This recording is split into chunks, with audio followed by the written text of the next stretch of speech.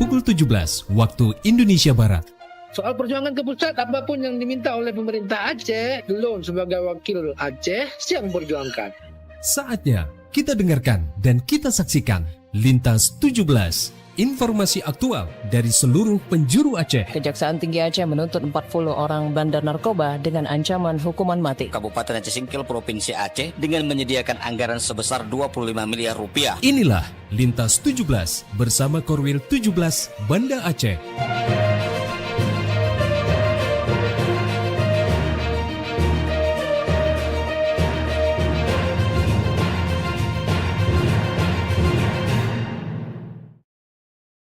Assalamualaikum warahmatullahi wabarakatuh. Dari Jalan Sultan Iskandar Muda nomor 13 Banda Aceh, saya Khaira bersama presenter dari RRI Sekorwil Nusantara 17 Banda Aceh, Luxmawe, Melabuh, Takengon, Sabang, dan Singkil. Mengantarkan Lintas 17, siaran berita berjaringan menyajikan informasi aktual yang terjadi di berbagai penjuru Aceh. Edisi hari ini, Sabtu 2 Mei 2026.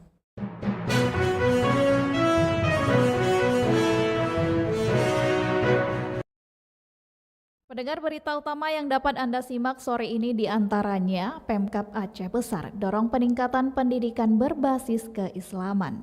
Berita lainnya, Pulau Sabang dilaporkan mengalami penyusutan luas wilayah hingga puluhan kilometer persegi dalam beberapa dekade terakhir.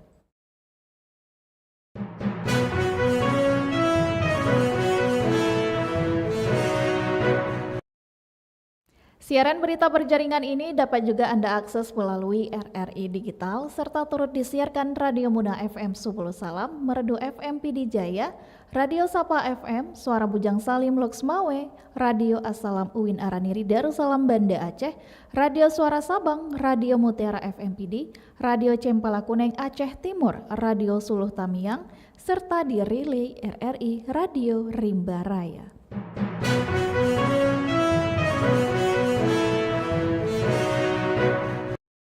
Baiklah saudara, berita pertama kami mulai dari Kutaraja, Banda Aceh.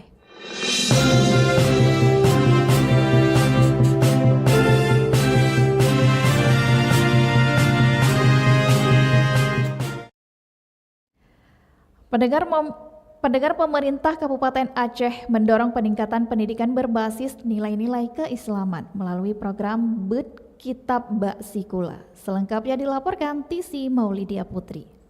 Pemerintah Kabupaten Aceh Besar menunjukkan keseriusan dalam meningkatkan pendidikan berbasis nilai-nilai keislaman melalui program Berkitab Baksikula yang ditandai dengan pelaksanaan bimbingan teknis BIMTEK bagi para guru. Kegiatan ini menjadi bagian penting dari langkah strategis pemerintah daerah untuk memastikan kualitas pengajaran kitab di tingkat sekolah dasar SD dan sekolah menengah pertama SMP, sekaligus menyamakan persepsi para pengajar agar materi yang disampaikan dapat diterima secara optimal oleh para siswa. Bupati Aceh Besar Muharam Idris menegaskan bahwa program ini dirancang secara serius melalui proses seleksi ketat terhadap para guru yang terlibat. Hal tersebut agar pendidikan agama benar-benar berkualitas dan berdampak pada pembentukan karakter generasi muda. Saja ke depan itu nanti berganti bupatinya, program ini terus dilaksanakan.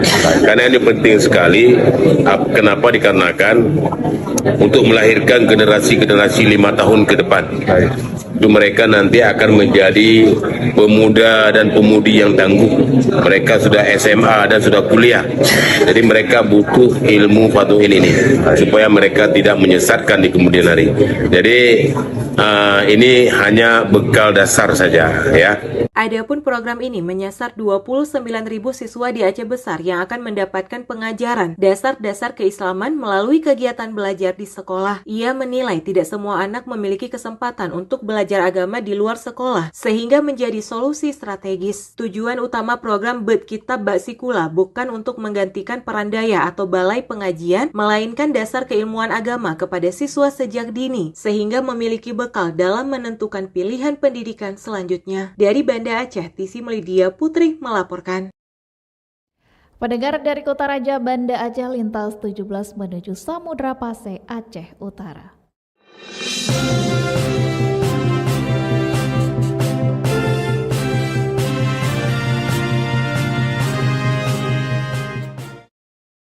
Momentum Hardiknas 2 Mei Aceh Utara perkuat mutu pendidikan dan karakter siswa melalui kolaborasi sekolah, masyarakat, dan pemerintah. Selengkapnya dilaporkan Anita Diana.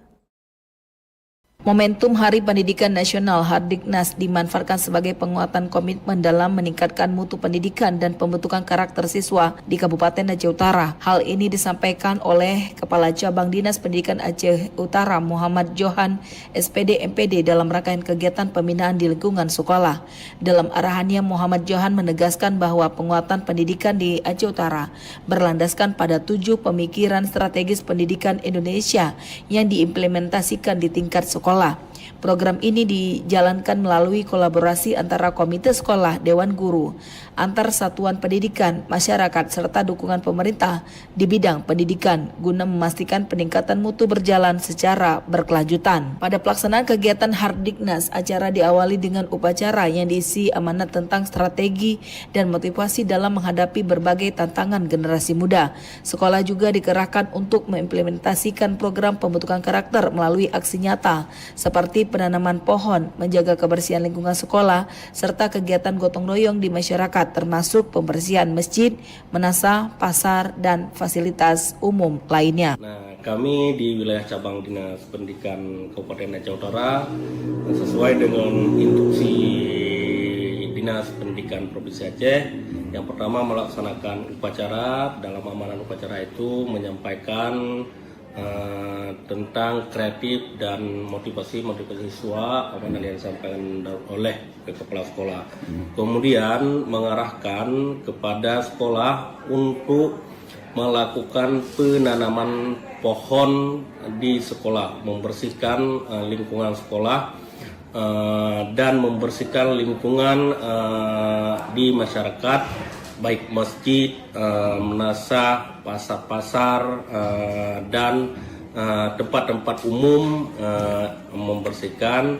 Jadi itu adalah salah satu strategi kami untuk melakukan penilai karakter siswa yang ada di Kabupaten Aceh Utara. Selain itu, dalam program pembangunan pendidikan, siswa juga didorong untuk mengikuti sedikitnya 10 ajang kompetisi tingkat nasional pada tahun 2006. Tahun ini terjadi peningkatan, ada 1.500 yang melanjutkan SMBPTN dan pihaknya menargetkan 50% akan melanjutkan perguruan tinggi. Melalui momentum Hardiknas ini diharapkan penguatan mutu pendidikan di Aceh Utara terus berjalan dan mampu melahirkan generasi yang unggul, berkarakter, serta siap bersaing di tingkat nasional maupun global. Dari Aceh Utara, Anita Diana melaporkan RRI terus mengudara untuk Indonesia.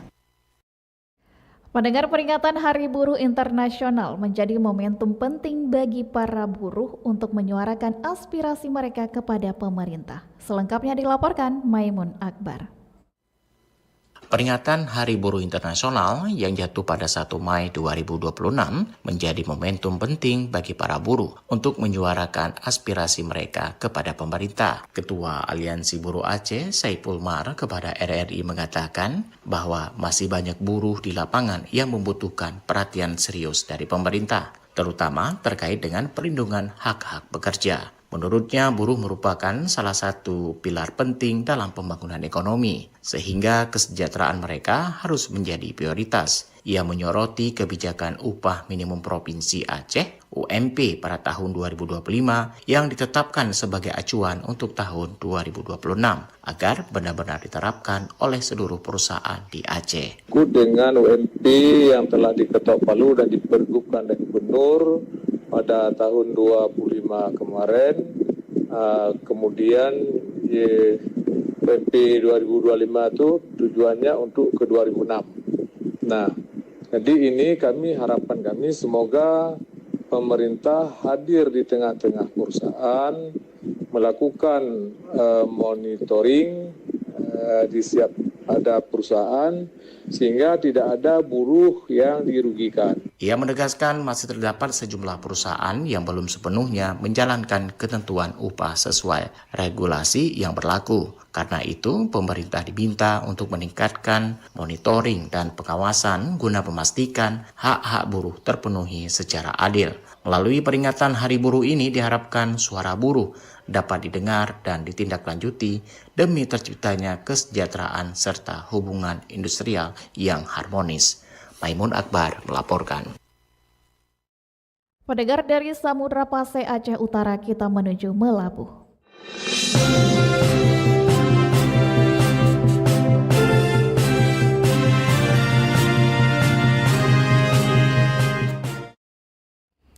Puluhan mahasiswa dari berbagai organisasi di Aceh Barat menggelar aksi dalam rangka peringatan Hari Buruh Internasional. Aksi tersebut berlangsung di Simpang Pelor depan gedung DPRK Aceh Barat. Selengkapnya dilaporkan Tama Maulizar. Hari-hari esok adalah milik kita, terciptanya masyarakat sejahtera, terbentuknya tatanan. Puluhan mahasiswa dari berbagai organisasi di Aceh Barat menggelar aksi dalam rangka peringatan Hari Buruh Internasional. Aksi tersebut berlangsung di Simpang Pelor depan gedung DPRK Kabupaten Aceh Barat Jumat sore. Dalam aksi tersebut, massa aksi menyuarakan sejumlah tuntutan, diantaranya pengesahan rancangan undang-undang perampasan aset, penghapusan sistem outsourcing, revisi Undang-Undang Nomor 2 Tahun 2004, ratifikasi Konvensi ILO Nomor 190, reformasi pajak, wujudkan kesejahteraan buruh, serta sejumlah tuntutan lainnya.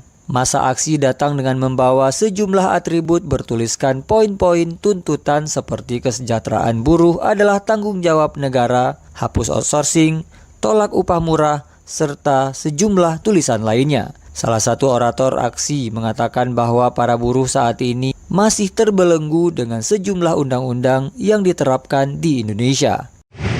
Kaum buruh dari dulu hingga sekarang terus-terusan diikat, bahkan dirantai dengan undang-undang yang bahkan membuat buruh itu tidak bebas untuk bergerak.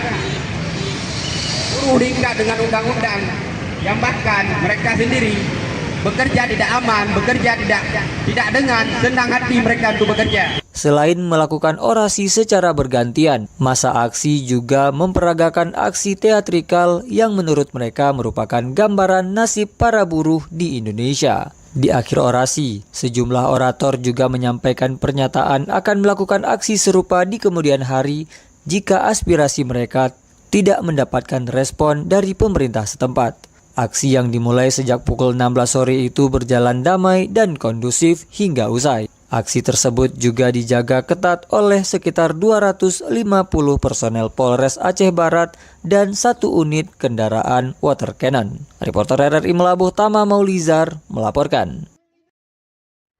Pendengar, Bupati Aceh Barat Tarmizi SPMM melakukan inspeksi mendadak ke kantor Dinas Transmigrasi dan Ketenagakerjaan Kabupaten Aceh Barat, menemukan adanya asbak dan puntung rokok di dalam ruang pelayanan.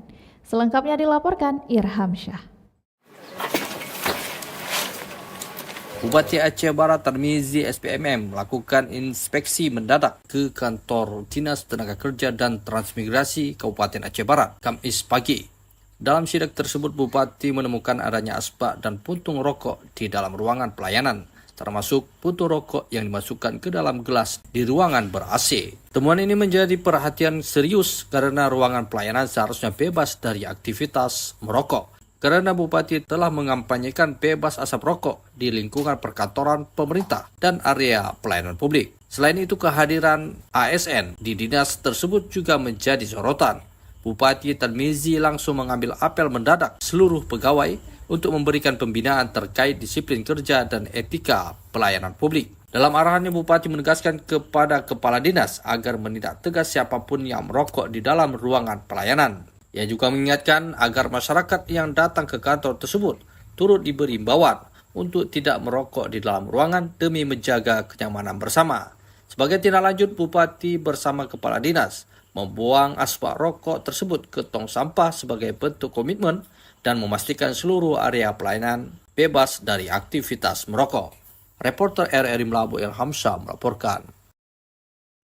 Pendengar, dari Melabuh lintas 17 bergerak menuju dataran tinggi Tanoh Gayo.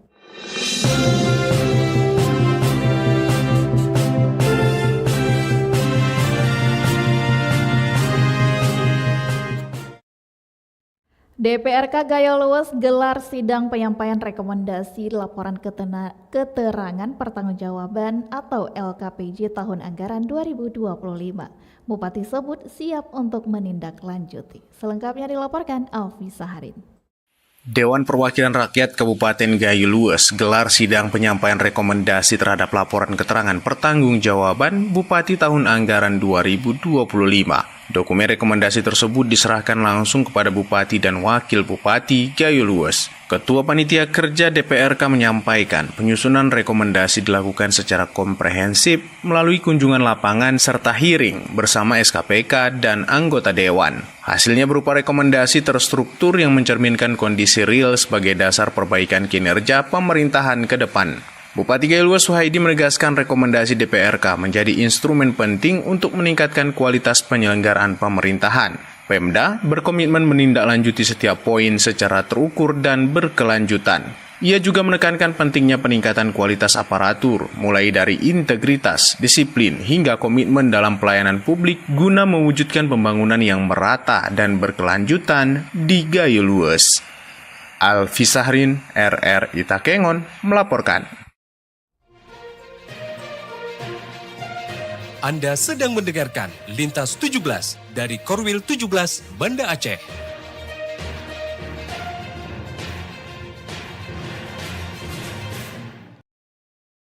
Pendengar, Anda telah menyimak berita-berita dari Kota Raja Banda Aceh, Luxmawe, Melabuh, dan Takengon. Kami akan ajak Anda menuju 0 km Indonesia Pulau W.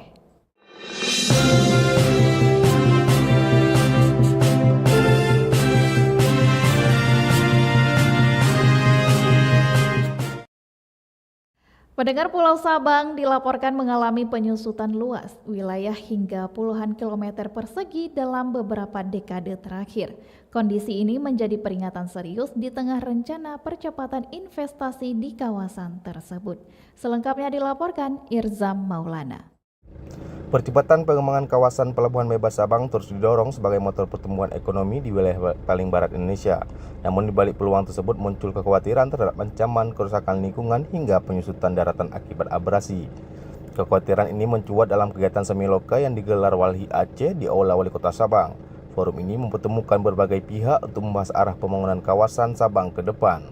Direktur Walhi Aceh Ahmad Salihin menilai tekanan terhadap lingkungan di Aceh termasuk Sabang semakin meningkat.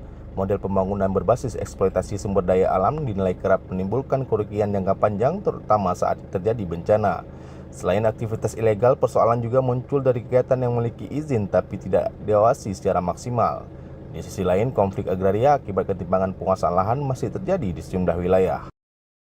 Nah, dalam kegiatan ini kita juga melihat bagaimana peran DPKS dalam mengaktifkan Pelabuhan Bebas Sabang yang juga sebenarnya juga berkontribusi untuk peningkatan kesejahteraan masyarakat.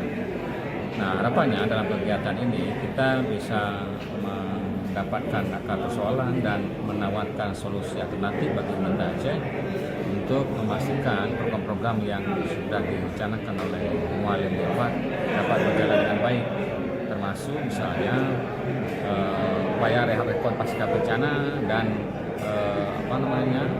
gonjang-ganjing JKA itu bisa diselesaikan secara baik. Sementara itu, Abdullah Imum Kecik Kampung Balohan menyatakan ancaman nyata juga terlihat dari penyusutan wilayah Pulau Sabang akibat abrasi. Kondisi ini disebut telah berlangsung dalam beberapa dekade terakhir. Disebutkan data lama tahun 1959, luas Sabang sekitar 153 km persegi. Sekarang dari hasil pengamatan Bapeda, sudah berkurang hampir 21 km persegi. Seminar saya ada biasa ikut seminar. Mudah-mudahan seminar ini ada manfaat lah untuk kawasan Sabang kan gitu. Ada tindak lanjut lah. Tapi saya pesimis lah. Terus terang, saya dulu ini contoh saya kasih tahu. Dulu saya pernah ikut seminar ya Menteri Ramin Dahuri yang dibuat oleh Menteri Kelautan. Dibuat di Gepang semua kan. Tapi yang terakhir beliau bilang apa? Apalah daya, saya seorang menteri, keputusan tetap kepada Bapak Presiden. Apalagi ini dibuat lingkungan hidup, mudah-mudahan ya kan. Pak Gubernur dan instansi terkait di provinsi lah pedulilah untuk Sabang. Mungkin begitu aja. Siap. Sebagai solusi, Walhi Aceh mendorong perubahan orientasi pembangunan dengan mengutamakan sektor berbasis potensi lokal seperti perikanan, pertanian, dan ekonomi kreatif. Pendekatan ini dinilai lebih berkelanjutan sekaligus menjaga ekosistem pesisir. Di sisi lain, Wali Aceh menilai peninjauan kebijakan tata ruang dan penguatan sinergi antara pemerintah dan pengelolaan kawasan dinilai penting agar pembangunan berjalan seimbang. Berbagai masukan ini diharapkan menjadi pertimbangan dalam merumuskan arah pembangunan Sabang ke depan. Demikian Irza Maulana melaporkan.